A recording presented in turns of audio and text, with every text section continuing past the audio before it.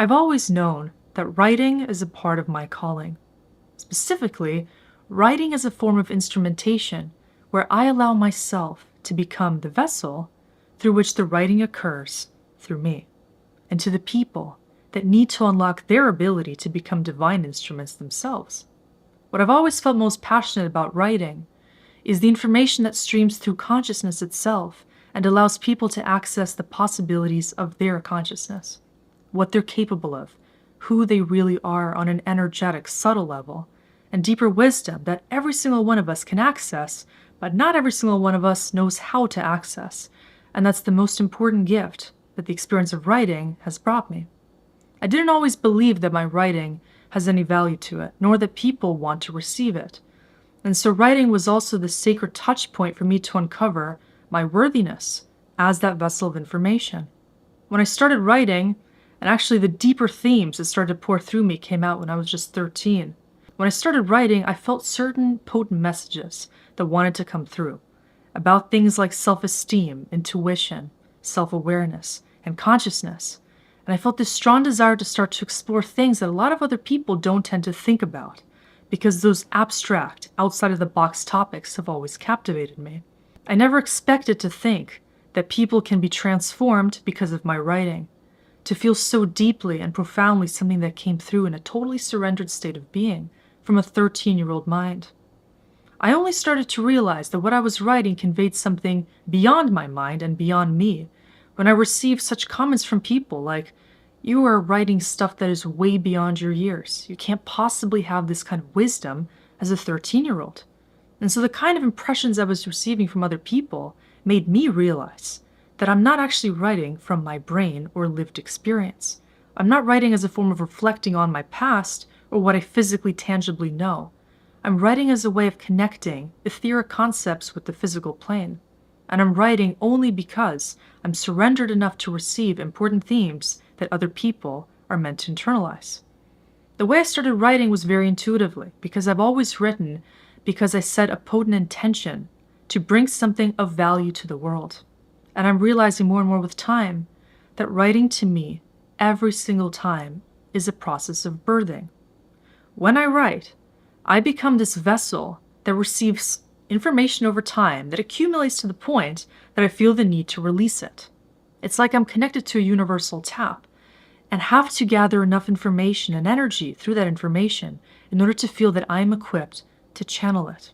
And once I feel that impetus for the channeling or writing process to build up, I start to stream this information. For many years, I blocked it off because I simply didn't feel that anybody wants to receive this information through me. My egoic mind was always biased, just as most people are, in terms of thinking that as a young person lacking life experience, my writing is not worth anything, especially since it often addresses these potent lessons of the soul and our experience on planet Earth. It's a bit of a paradox.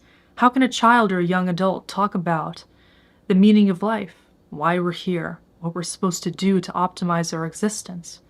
And yet it was through reflections coming from people in their 60s, 70s, even beyond, that I started to realize that my wisdom is timeless. And it isn't even my wisdom, which is the reason why I'm channeling it. Writing is an experience of connecting to the higher self, that oversoul that has tremendous awareness and knows exactly what is meant to be internalized through the physical experience. Except, paradoxically, we don't need to accrue experience over time necessarily in order to access the deepest wisdom of what our soul wants us to actualize. And so I realized that writing is actually a shortcut into self-actualization and self-realization. And that is how finally I was able to come to the realization that I need to stop suppressing my desire and ability to write. And I finally need to give birth to my so far biggest work that I've ever produced, my first book called Falling Up. Falling Up is a path of self-realization that I actually went on myself through the process of channeling this wisdom. Writing this book has been a cosmic journey because it's forced me into a state in which I had to surrender to the experience of being a vessel to such a degree that I had never experienced before in my life.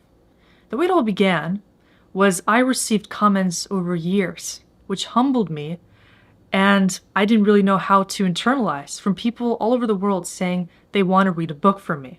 I got this request so many times in so many different ways that I planted a seed every single time, and I knew that I was meant to write books, and actually that I will write multiple of them in the future. But I still didn't know what to do with this kind of information. Why should I write a book? How will I write a book? Who's going to read my book? All these questions flooded my mind, and I never felt ready.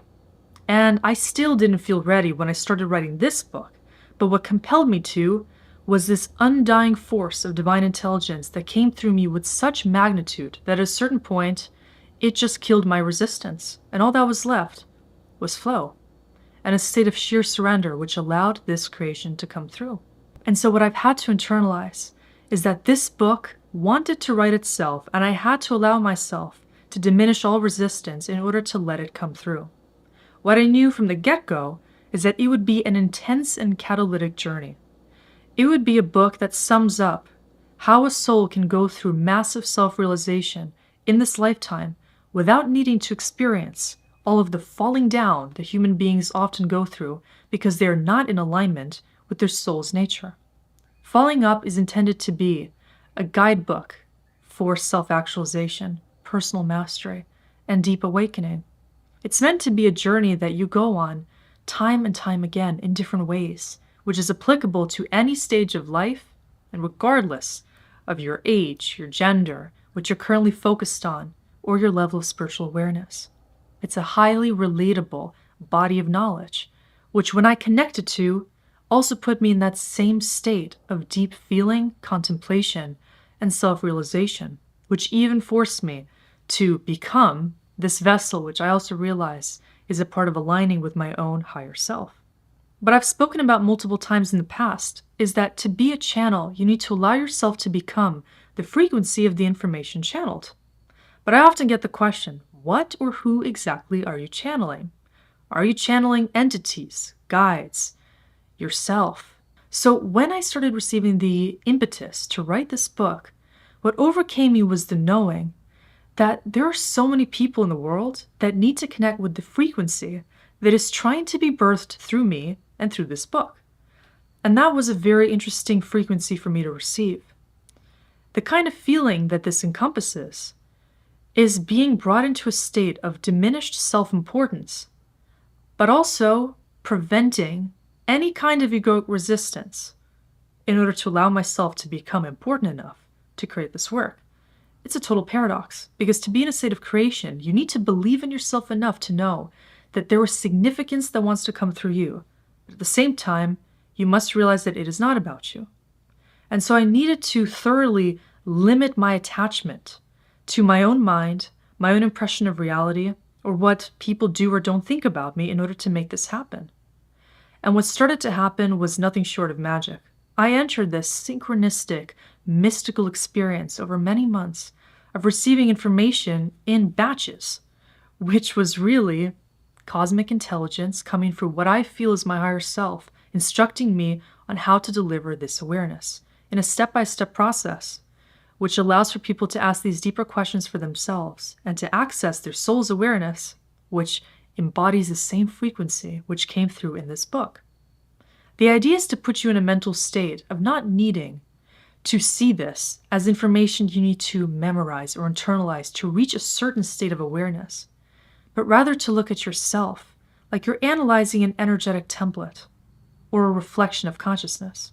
And this book is a mirror of consciousness that can help you through that process. The book is kind of magnetic, and the way that it even came through me made me feel things that I wasn't used to feeling. I've used words and phrases and terms and concepts in this book that I've never used before. Things that really brought me into a more advanced way of even seeing reality in myself. When this was all coming through me, it made me access a higher vantage point of self-actualization. And this is what I feel we all need to live with in order to actualize ourselves to the most in every single moment of life. The goal is not to get to a certain destination or to achieve a certain height of self-importance or the lack of it. It's rather to get to a place of looking at reality like an observer and assuming the lens of source consciousness, which paints a totally different image of reality. It creates an experience of emotional neutrality, coherence, deep humility, integrity, peace, and purpose. When you read these words and you feel the things that they're meant to make you feel, you start to see yourself in a way that you never have before. And I personally went through that process when writing this book. What it forced me to realize is that every single one of us shares this journey. We're all like that same hero going on the hero's journey, accessing our own potentiality, because we're each a different color on the palette of source consciousness. If we want to accentuate our deepest, highest purpose, we need to look at ourselves and each other in a certain position of sameness. We need to all accept that we're fractals of consciousness, and consciousness is compelling us to go on this journey all together to understand how to come back home to our own souls and to that cosmic one. Which means a beautiful way to grasp what divine intelligence wants us to do is by surrendering to the feelings evoked by this experience, and by understanding that if we're all made of that same universal substance of etheric consciousness, then by choosing to surrender to the flow state and to what consciousness wants to do through us, we can become our highest self. We can become the flow that by nature of that brings us into the state of self-actualization and deepest potentiality, which diminishes the ego and places us in the frequency of love that brings us back home to the soul's true nature. Many times throughout this book, I was inundated by such emotion, such energy, that I could barely hold it in my body. I had to take frequent breaks after channeling a certain chapter, which, by the way, every single chapter was channeled in a closet, on the floor, in the spur of a moment, when I would receive this influx of information, and I would run in there, whip out the voice memos app on my phone, and record my voice, which conveyed the most unadulterated version of the information and energy I was picking up on in the moment, and then transcribe that. And only then was able to reflect on what exactly came through me. This process would leave me feeling such relief, but also such intensity, because every time I would allow myself to become that information, more would start to build. And at times, I had headaches. At times, I felt almost burnt out because I would be loaded with so much energy, and after receiving it, it would feel like I was literally processed from the inside and out in order to execute on this energetic design.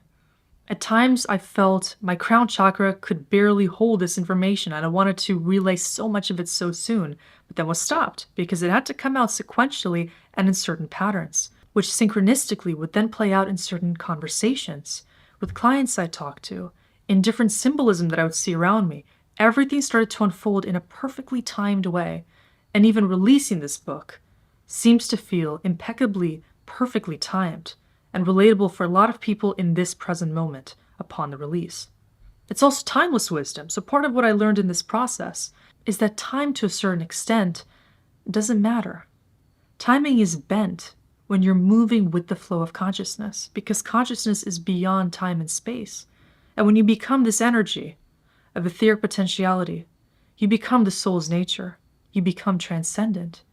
You start feeling in a way that seems to stop time. The heart opens. You feel so deeply and vulnerably that you touch source within yourself, and you become a part of that one that's accessible within everyone and everything. It's a divine experience. And by allowing myself to be the creator in this moment of pure creation, I was able to contact this abundant love. And I believe that you will as well. If you go on this journey and if you take in those same words with the intention to feel more deeply and to allow yourself to touch the potentiality of the energy within your own field. Another magical thing that I uncovered is that the more that you lose control, the more you actually gain it. And this is a quote I actually shared on Facebook several years ago, in 2020. I didn't exactly know what that quote indicates at the level of the surrendered writing experience, but this was a similar kind of a case of receiving information that I only later was able to confirm. I feel like I've been reverse engineering certain wisdom that I understand only fully with time, and that maybe humanity is also only meant to understand with time and with an increasing degree of openness and relevance created by people due to their degree of receptivity and consciousness awareness. The more that I wrote this book, the more I felt like I was this mother giving birth to a certain child that I love so dearly, and that's actually meant to be a child circulating in so many different people's lives. This little teacher that's meant to bless people with new awareness that guides them into loving alignment with their own souls. Because that fractal of love that I was able to bring into the world is now meant to inspire people to love themselves and to gift that same fractal of divine intelligence, which is the frequency of love, to themselves and to others. The energy of that intention is so healing, it's so catalytic, and it's what the world needs most. It's purity, and it's also a deeply feminine frequency, which is healing on so many levels. It's the kind of frequency that transmutes generational trauma, allows for psychosomatic rebalancing, expands consciousness, and connects people to their deeper purpose, which allows for unity to ensue. And so what I've learned throughout this incredible surrendered experience is that the more that you touch that universal touch point within you, the more the universe seems to conspire to create alignment in your life. The more that you let yourself become the vessel, the divine instrument, which every single one of us is, whether or not you prefer to write, to draw, to help others, or to be any other kind of open receiver of information, you are meant to see yourself as an antenna, as an instrument, as a vessel, and as a vehicle for consciousness to communicate to and through you. And so the sooner you choose to receive and to become that which you already are at your core, the more easily this journey will unfold for you, and the more beautiful it will become.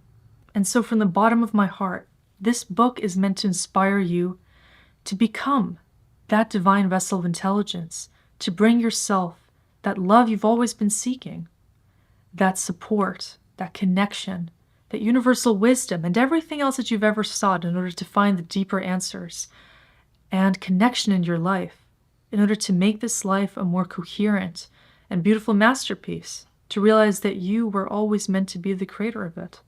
And so this is a consciousness experiment that I'm so happy to now pass on to you, so you can receive this body of intelligence, which is certainly not mine for creation or meant for me. It's meant for you and for everybody else that can possibly derive some benefit for it, so that you too can then pass on the baton and help other people experience the majesty of existence by accessing that majesty within yourself.